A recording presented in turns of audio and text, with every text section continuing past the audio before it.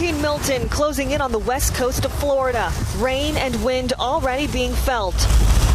The storm's outer bands spawning several tornadoes throughout the state. Home security footage capturing this possible tornado tearing through a neighborhood in Fort Myers, leaving a trail of damage.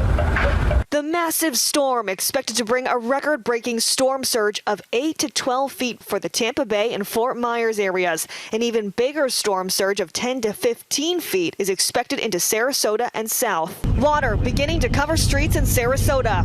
Hurricane Milton is going to be a deadly and catastrophic storm. It will bring massive storm surge, high winds, and severe flooding. Resources assembled to respond. Utility crews on standby, anticipating widespread power outages. President Biden and Vice President Harris both briefed on the situation this afternoon. But I urge everyone in Hurricane Milton's path to follow all safety instructions as we head to the next 24 hours. It's literally a matter of life and death. Millions warned to evacuate, and many listened.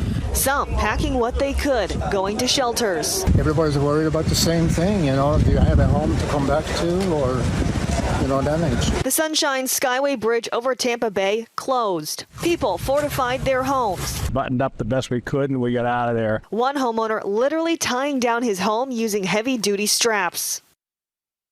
FEMA says there are more than 1,000 responders ready with food and water, as well as search and rescue teams. Jacqueline Lee, ABC News, Tampa. And what we're seeing right now, likely from the outer rain bands from the center of the storm. We want to bring in our Carly Yoshida right now. And Carly, this is a monstrous system. And even though it is expected to weaken, it did weaken. This is going to be disastrous. Definitely very scary conditions. Le'ui, they saw some of those outer band effects as soon as or as early as yesterday afternoon and went into overnight early this morning. It did downgrade from a 5 to a 4 overnight. And then within the past few hours, it went from a 4 to a 3, which is good news, but still bringing very, very dangerous conditions. Here's its latest forecast track.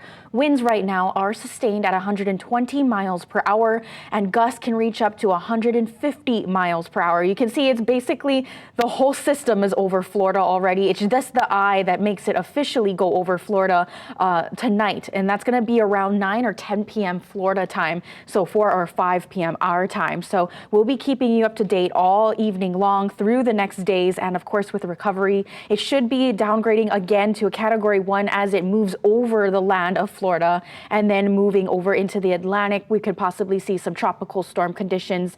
But of course, it is still early to tell. Things constantly change every hour. So yes, stick with us for the latest conditions on this as it continues to inch its way towards the coast of Florida.